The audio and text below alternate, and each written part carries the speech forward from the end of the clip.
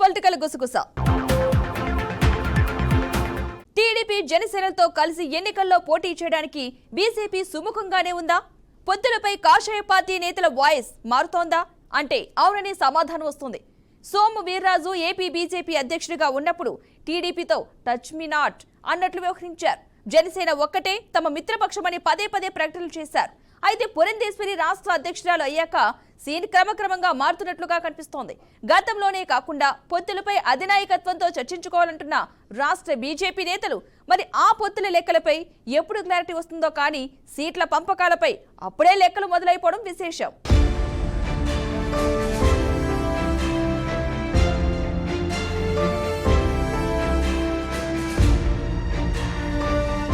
రాష్ట్ర విభజన తర్వాత ఆంధ్రప్రదేశ్లో మొదటిసారి జరిగిన 2014 ఎన్నికల్లో బీజేపీ, టీడీపీ, జనసేనలు పొత్తు పెట్టుకుని పోటీ చేశాయి. అప్పట్లో జనసేన పోటీకి దూరంగా ఉన్న జనసేనాని పవన్ కళ్యాణ్ మాత్రం కూటమి విజయానికి విస్తృత ప్రచారం చేశారు. అటు కేంద్రంలో, ఇటు రాష్ట్రంలో ఆ కూటమి విజయం సాధించడంతో టీడీపీ, బీజేపీలు ప్రభుత్వాల్లో కూడా భాగస్వాములయ్యాయి.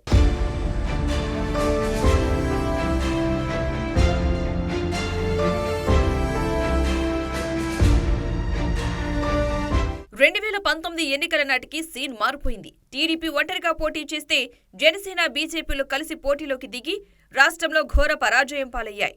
అందుకే ఈసారి అలాంటి తప్పు జరగకుండా ఉండడానికి ప్రభుత్వ వ్యతిరేక ఓటు చీలకుండా చూడాలంటున్నారు జనసేన అధినేత. ఆ క్రమంలో జనసేన, టీడీపీల పొత్తు కూడా ఖరారైంది. జనసేన తన మిత్రపక్షం అంటున్న బీజేపీ మాత్రం పొత్తుపై క్లారిటీ ఇవ్వలేదు.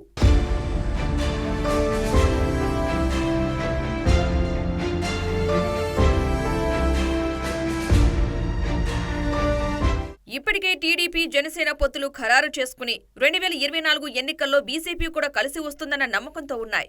ఆ క్రమంలో రాష్ట్ర బీజేపీ పొత్తుల విషయాన్ని అధినాయకత్వానికి వదిలివేస్తూ పొత్తు కుదుర్చుకోవడానికి అధినాయకత్వంతో మాట్లాడుకోవాలని తాజాగా స్పష్టం చేసింది. దాంతో పొత్తు కుదుర్చుకోవడానికి బీజేపీ సుముఖంగానే ఉందన్న అభిప్రాయం వ్యక్తమవుతోంది. ఒకవేళ పొత్తు కుదిరితే సీట్ల పంపకం ఎలా అన్న చర్చలు కూడా మొదలైపోయాయి.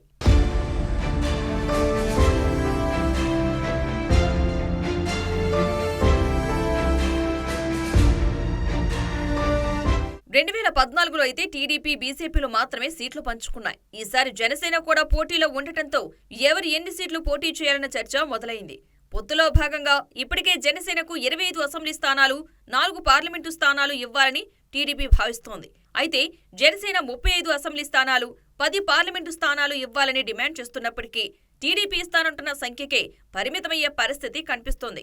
ఇక పొత్తుపై క్లారిటీ వస్తే బీజేపీ 12 అసెంబ్లీ స్థానాలు, 6 పార్లమెంటు స్థానాలు అడగాలని భావిస్తోందట. అంత సీన్ లేదని, గతంలోలా 2 పార్లమెంటు, 6 అసెంబ్లీ స్థానాలు ఇచ్చే అవకాశం ఉందని టీడీపీ వర్గాలు అంటున్నాయి. మొత్తం మీద పొత్తులపై బీజేపీ లెక్కలు ఎలా ఉంటాయో చూడాలి.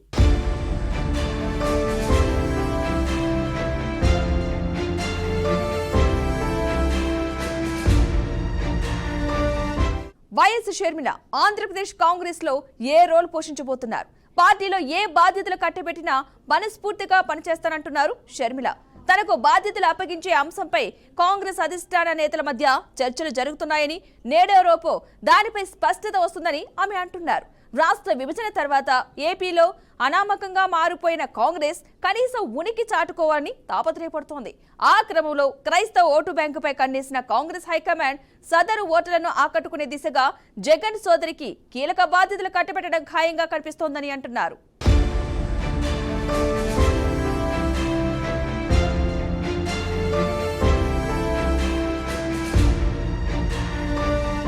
వైఎస్ షర్మిలకు కాంగ్రెస్ పార్టీ అప్పగించే బాధ్యతలపై ఉత్కంఠ నెలకొంది. పీసీసీ అధ్యక్ష పదవి ఇస్తుందా, లేదంటే ప్రచార కమిటీ బాధ్యతలను భుజాన వేస్తోందా, అదీ కాకపోతే ఏఐసీసీలో ఏదైనా పదవి కట్టబెడుతుందా అనేది చర్చనీయాంశంగా మారింది.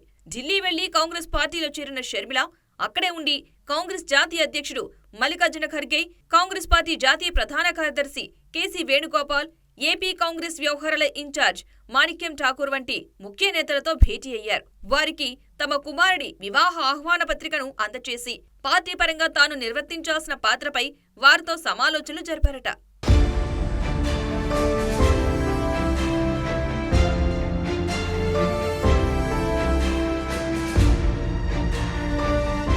ఏపీ రాజకీయ పరిస్థితులు, పార్టీలో పదవి, కాంగ్రెస్ పార్టీకి పూర్వ వైభవం తీసుకొచ్చేందుకు చేపట్టాల్సిన అంశాలపై ఖర్గే, వేణుగోపాల్తో చర్చించారని విశ్వసనీయ సమాచారం. రాష్ట్ర విభజన తర్వాత ఏపీలో కాంగ్రెస్ పరిస్థితి ఎంత అధోగతి పాలైందో ప్రత్యేకంగా చెప్పనవసరం లేదు. రాజధాని లేకుండా రాష్ట్రాన్ని విడగొట్టిన కాంగ్రెస్ పై రాష్ట్రవాసులు తీవ్ర ఆగ్రహంతో ఉన్నారు. అందుకే హస్తం పార్టీకి ఏపీలో కనీసం ఉనికి లేకుండా పోయింది. రానున్న ఎన్నికల్లో ఆ పరిస్థితిని చక్కదిద్దుకునే పనిలో పడింది కాంగ్రెస్ హైకమాండ్.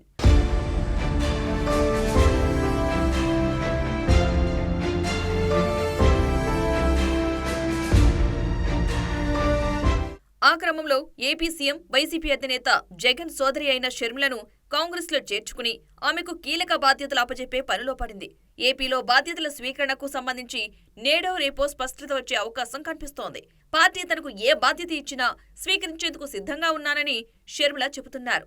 తెలంగాణలో సొంత పార్టీని కాంగ్రెస్లో కలిపేసి ఏపీ పాలిటిక్స్లో ఎంటర్ అవుతున్న షర్మిలకు పీసీసీ అధ్యక్ష బాధ్యతలు ఇస్తారని ఊహాగానాలు వినిపిస్తున్నాయి. ప్రస్తుత పీసీసీ చీఫ్ గిడుగు రుద్రరాజ్ కూడా ఆమెకు ఏ పదవి ఇచ్చినా తమకు అభ్యంతరం లేదని చెబుతున్నారు.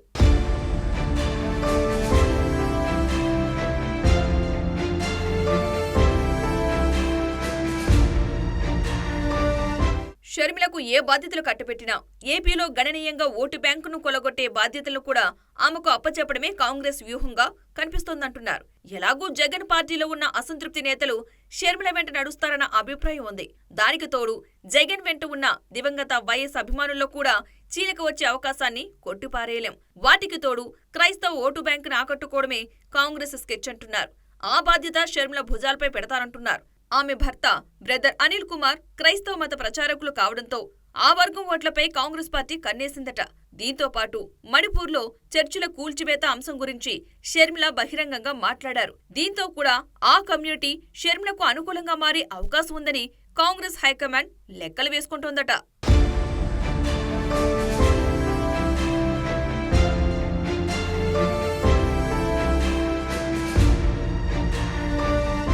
మునిపెన్నడూ లేని వాతావరణం అధికార పక్షంలో కనిపిస్తోంది. ఇంతకాలం అధికార పక్షంలో జగన్ వన్ మ్యాన్ షో నడుస్తూ వచ్చింది. ఆయనను కలవడమే పార్టీ ప్రజాప్రతినిధులకు గగనమయ్యేది. ఏదైనా చెప్పుకోవాలంటే వారికి సజ్జల, వైబీ విజయసాయి వంటి వారి దిక్కయ్యేవారు. వారి ముందు కూడా ఎమ్మెల్యే, ఎంపీలకు గట్టిగా మాట్లాడే పరిస్థితి ఉండేది కాదు. అయితే ఇప్పుడు ఏకంగా జగన్ ముందే ధిక్కార స్వరాలు వినిపిస్తున్నారు పలువురు నేతలు. నియోజకవర్గం మారమని జగన్ చెబుతున్నా నో చెప్పేస్తున్నారు. నమ్మితే నట్టేట ముంచుతున్నారు. జగన్ కో దండమంటూ వెళ్లిపోతున్నారు.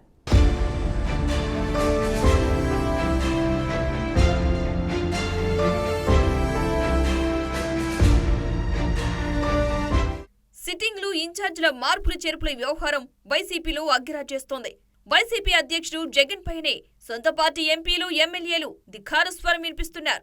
వైఎస్ కుటుంబాన్ని నమ్మితే గొంతుకోస్తారా, మీకో దండం అంటూ తాడేపల్లిలోని సీఎం ప్యాలెస్ వైపు తిరిగి సెల్యూట్ చేసి రాయదుర్గం ఎమ్మెల్యే కాపు రామచంద్రారెడ్డి వెళ్లిపోయారంటే పరిస్థితి అర్థం చేసుకోవచ్చు. అవమానాలను దిగమింగుకుని వెళుతున్నానని రాయదుర్గం, కళ్యాణదుర్గం నియోజకవర్గాల్లో తాను తన భార్య పోటీ చేసి తీరుతామంటూ జగన్ కు కాపు సవాల్ విసిరారు.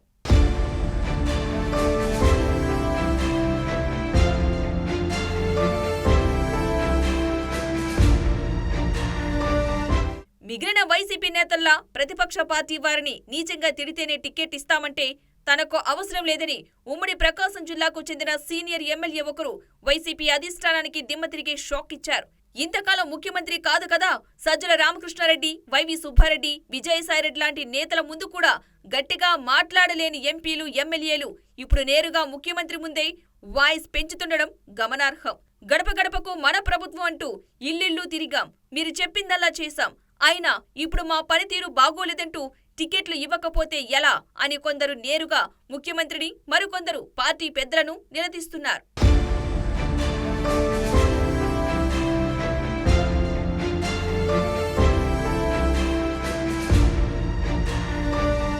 నరసరావుపేట ఎంపీ లావు శ్రీకృష్ణదేవరాయలు తాజాగా సీఎం జగన్ ను కలిశారు.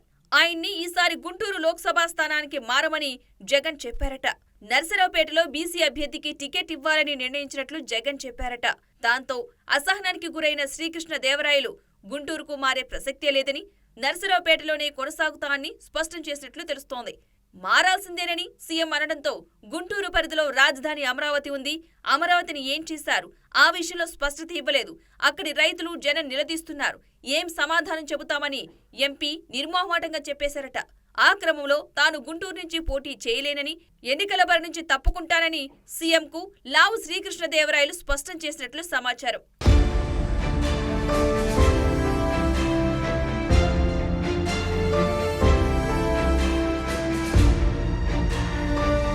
ప్రకాశం జిల్లా దర్శిలో సిట్టింగ్ ఎమ్మెల్యే మద్దిశెట్టి వేణుగోపాల్ స్థానంలో ఈసారి మాజీ ఎమ్మెల్యే బూచేపల్లి శివప్రసాద్ రెడ్డికి టికెట్ ఇస్తారనే ప్రచారం జరుగుతోంది.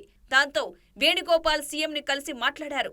ఆ క్రమంలో 2-3 నియోజకవర్గాల ప్రతిపాదనలు సీఎం ఆయన ముందు పెట్టారట.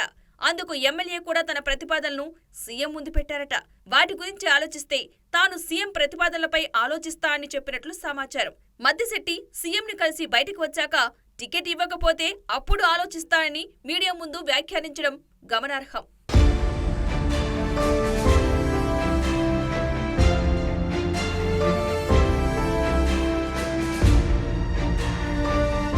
అలాగే రాబోయే ఎన్నికల్లో పోటీ చేయనని ప్రకటించిన గిద్దలూరు ఎమ్మెల్యే అన్నా వెంకట రాంబాబును జగన్ పిలిపించుకుని మాట్లాడారు. మళ్లీ ఆలోచించుకోవాలని, టికెట్ ఇచ్చే విషయాన్ని పరిశీలిస్తామని సీఎం ఆయనకు చెప్పారంటున్నారు. దానికి ముఖ్యమంత్రి నిర్ణయానికి బద్దున్నై ఉంటానని చెప్పిన రాంబాబు అదే సమయంలో తనకు పార్టీలో అవమానాలు ఎదురయ్యాయని, వాటిపై తగిన సమయంలో స్పందిస్తానని బాంబు పేల్చారు. ఆయన వైసీ సామాజిక వర్గానికి చెందిన బలమైన నాయకుడు కావడం ప్రాధాన్యత సంతరించుకుంది.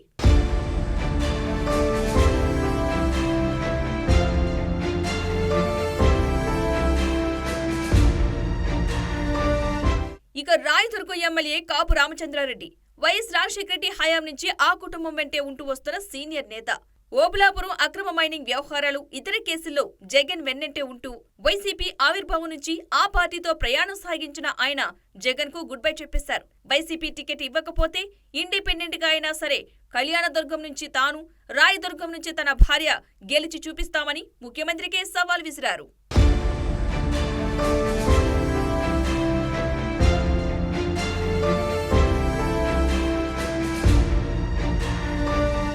సీనియర్ అయినా తనకు మంత్రి పదవి ఇస్తానని ఇవ్వకపోగా ఇప్పుడు టికెట్ కూడా ఎగ్గొట్టడం, రోజంతా వేచి చూసినా సీఎం అపాయింట్మెంట్ ఇవ్వకపోవడంతో కాపు రామచంద్రారెడ్డి తిరుగుబాటు బావుట ఎగురవేశారు. వాస్తవానికి ఆయన బీసీ వర్గానికి చెందినవారు. ఇప్పుడు ఆయన్ను పక్కన పెట్టి రాయదుర్గం టికెట్ను జగన్ సొంత సామాజిక వర్గానికి చెందిన వారికే ఇచ్చేందుకు రంగం సిద్ధం చేశారు. ఏపీఐఏసీ చైర్మన్ మెట్టు గోవిందరెడ్డి, ఓఎంసీలో పనిచేసిన శ్రీనివాసరెడ్డిల పేర్లు పరిశీలనలో ఉన్నాయని, ఒకరికి ఖరారు కావచ్చని పార్టీ వర్గాలు చెబుతున్నాయి. వైఎస్ఆర్ కుటుంబమే మా సర్వస్వం అనుకుని ఏ ఒక్కరితో కూడా మాట్లాడలేదు. రామచంద్రారెడ్డి అలాంటి వీక్ పర్సన్ కాదు. ఎవరు ఎన్నిసార్లు ఏదైనా వ్యతిరేకంగా చెప్పినా కూడా గట్టిగా నిలబడి జగన్మోహన్ రెడ్డి గారిని మా దేవుడితో సమానంగా లెక్కేసుకొని వైఎస్ఆర్ ఫోటోని మా ఇంట్లో దేవుడి ఇంట్లో పెట్టుకున్నటువంటి మేము ఇలా గొంతుకొస్తారని ఏ రోజు ఊహించుకోలేదు.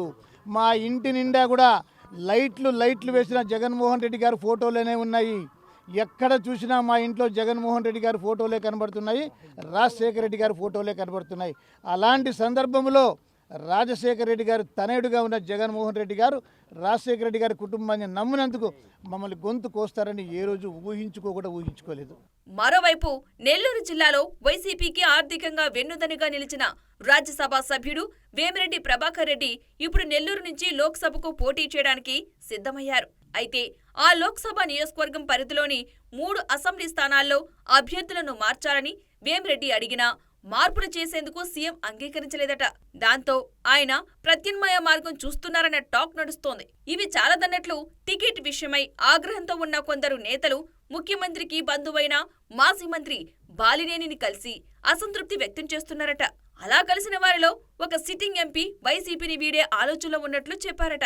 మొత్తానికి జగన్ పార్టీలో అభ్యర్థుల మార్పుల చేర్పుల తతంగం రాజకీయ సమీకరణలను మార్చేసే పరిస్థితి కనిపిస్తోందంటున్నారు.